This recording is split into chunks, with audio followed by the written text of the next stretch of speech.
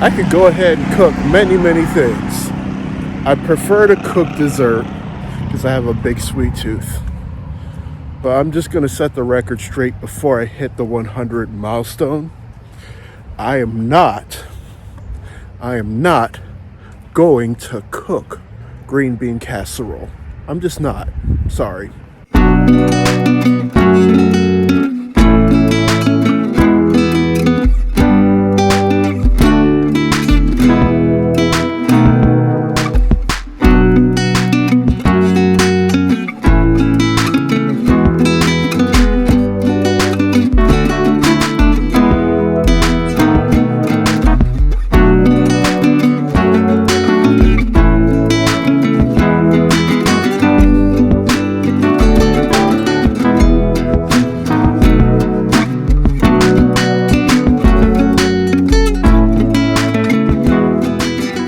What's up, everybody?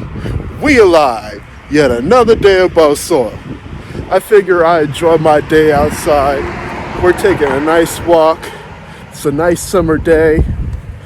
And I'm gonna show y'all how to make the best peach cobbler. Peach cobbler, blueberry lemon cobbler, apple cobbler, strawberry, cherry rhubarb cobbler. Cobblers are a good summer dessert. And usually after it comes out the oven, you can put a dollop of ice cream or a dollop of Cool Whip right on top of that cobbler. I'm gonna once again run the ingredients on the next screen. I hope y'all ready, because we about to burn. Alright, everybody.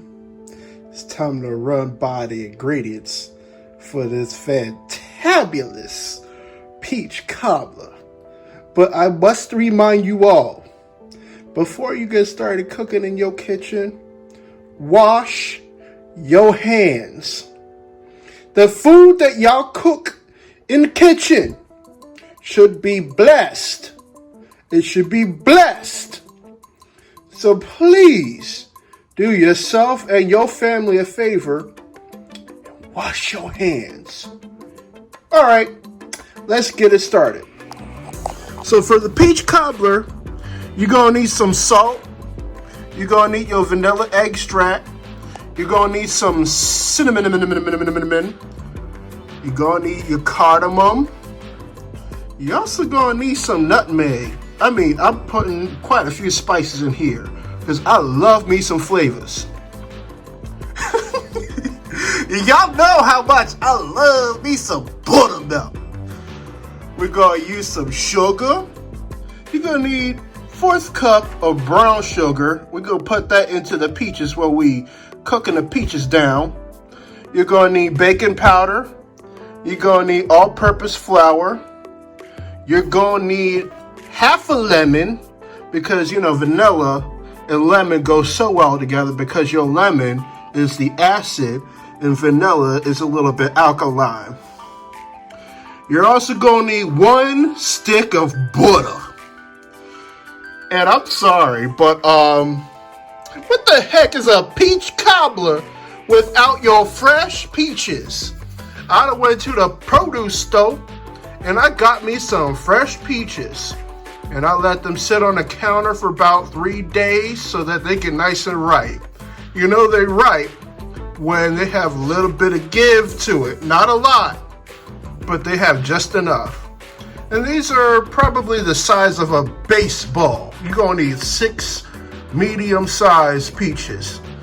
In some cases, you might find peaches the size of a softball. If that's the case, all you need is 4.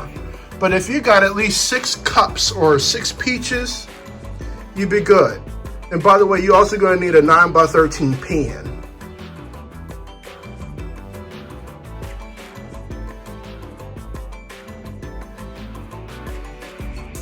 I'm about to show y'all a magic trick that you can use with the peaches.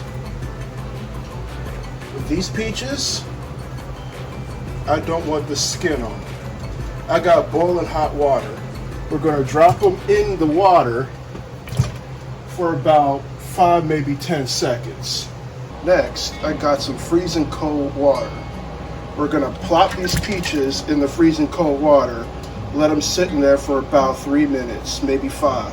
So I take in the peaches out of the freezing water, and look how easily this skin peels off. Look at that.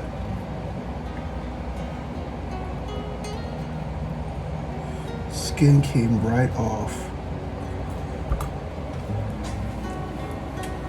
So that way, they don't taste any fuzz. Now, I'd have had a lot of people tell me making pound cake takes a lot of work. It does. It really does, because your measurements and everything has to be very exact and accurate. Even the temperature of things need to be very exact and accurate with a pound cake. But today, we're not making a pound cake. If anything, I would have to say that a cobbler is probably one of the easiest things that you could cook as far as a dessert. And the thing is, there are many different ways to make cobbler. I'm just gonna show y'all how I make cobbler. Now, with my mother, my mom used to make peach cobbler with Bisquick mix. And I'm not knocking it. The cobbler that she made came out phenomenally. But I'm making cobbler different because my cobbler is made from scratch. At the beginning of the video, I told y'all that y'all gonna need a 9 by 13 pan. This is the pan I'm gonna be working with.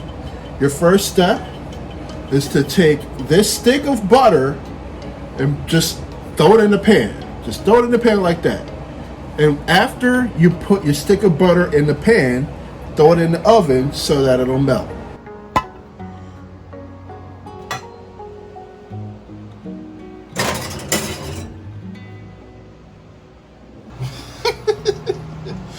Now the fun begins.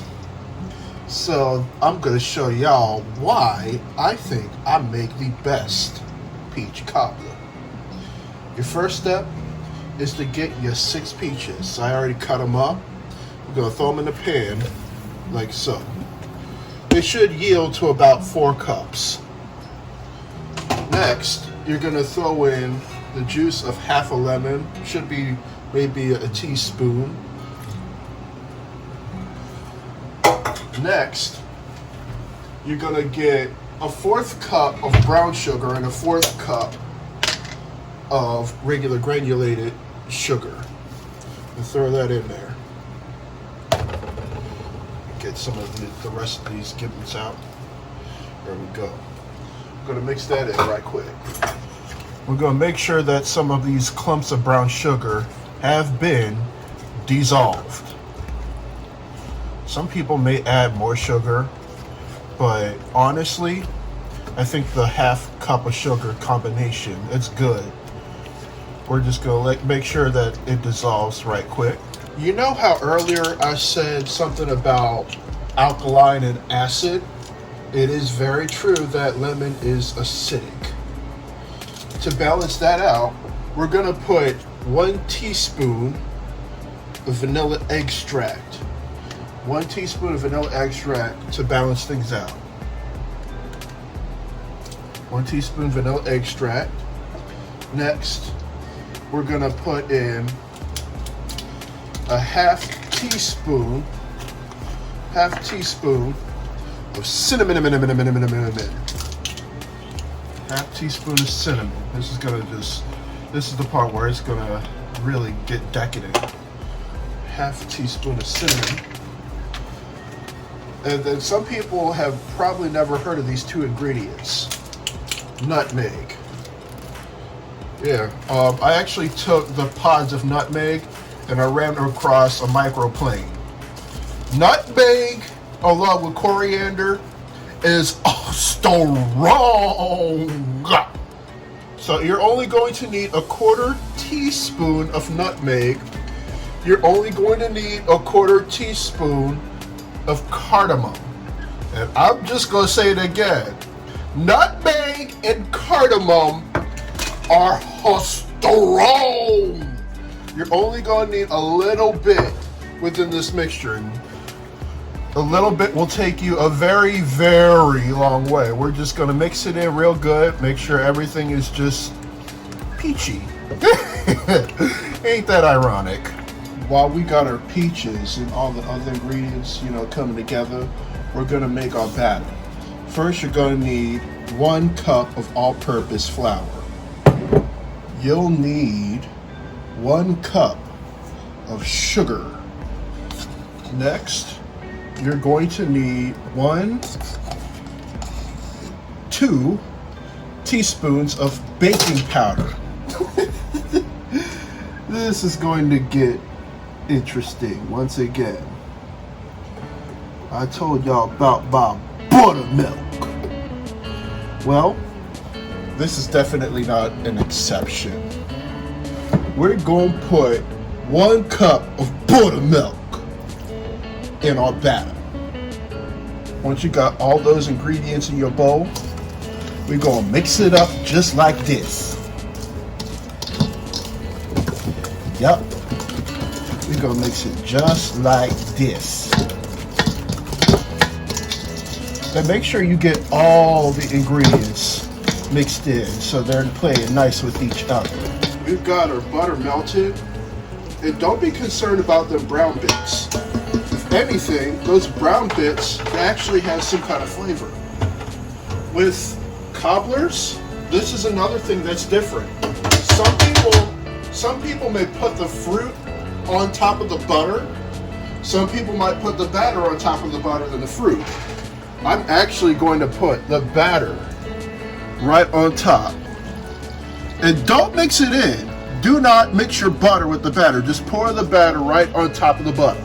Oh yeah, I almost forgot something. You're gonna need just a touch of some salt. I forgot to mix it in, but hey. And anyway, after you put the batter in your pan on top of the butter, you're gonna put your peaches on top of the batter. And you're gonna spread it out real good so that it's nice and even. You're gonna want pockets. You're gonna want pockets of peaches.